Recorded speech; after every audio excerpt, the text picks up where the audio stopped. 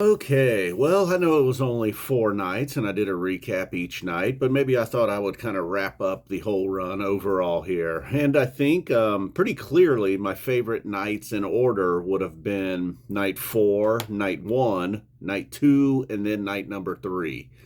And then even though night number three was my least favorite, the MoMA Dance and Wolfman's from night number three was some of my favorite stuff individually. Now, overall, I just didn't think it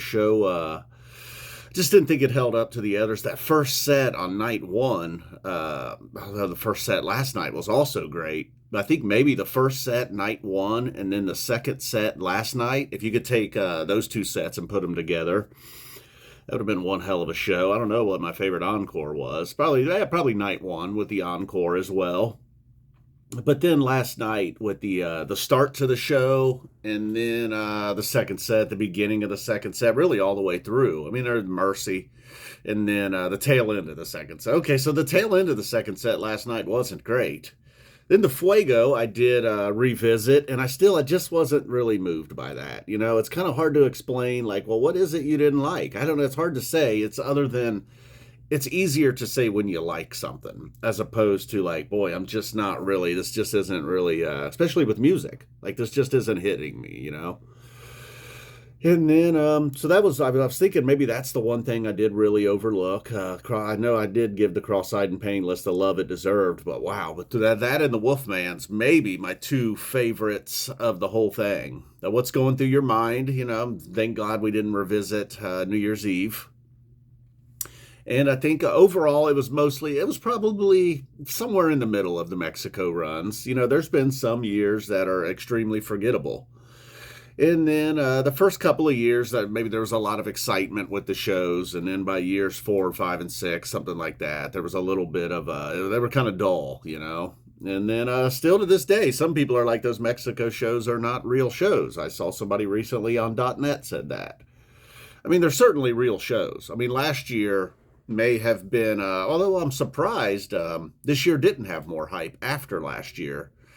I guess people were like, yeah, prove it to me. Sure, you knocked off a nasty chalk dust in Mexico and a really good tweezer, but can you do it again? Oh, I didn't even mention the Piper. The Piper was 5 stars. Then if I had to give a 10-star rating to each night one would have been in the 7 range. Night two or night four also in the 7 range, maybe 7.5 to 8s. Last night the ending though, Mike. We were looking at an 8.5 or a 9 last night. Then you get to Mercy, More, Life Beyond a Dream. You're losing some points. And then that first set with Mike, that was nearly a 10. Night number one, that is. I liked that, then they finally fired off with Cross-Eyed and Painless, but really they have so much now. There's just not the need for the classic rock covers as much anymore. They were doing the Haley's Comet, Funky Bitch, songs that you almost don't, Golden Age. I've said this in the recaps as well, but you almost don't feel like those are cover songs. And then Cross-Eyed and Painless just hits you in the face. David Byrne, his face is on a mountain somewhere. All right, well, thanks. And what's coming up? I've had a few good suggestions for Nico, who was the champion of the picks overall, I believe.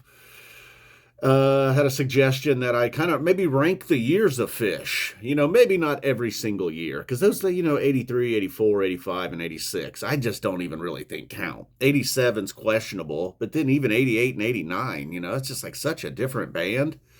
So maybe I could break it into eras, like 1, 2, and 3.0, and we're over the best years from there. So I'll reward Nico. Thank you for making picks, and you did well.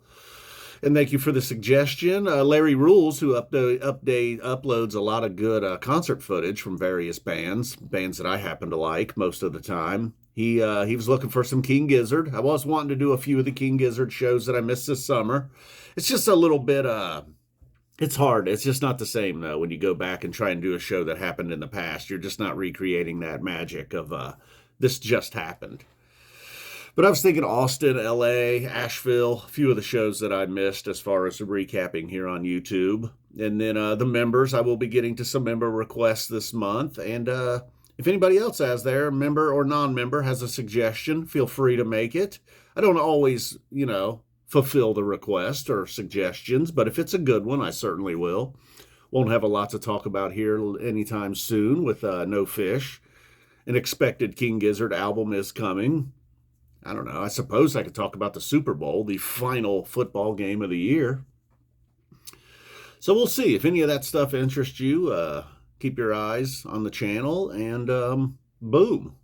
We'll be here in April, certainly. We'll certainly be here in April for all of the Phish shows. All right. 2 thumbs way up.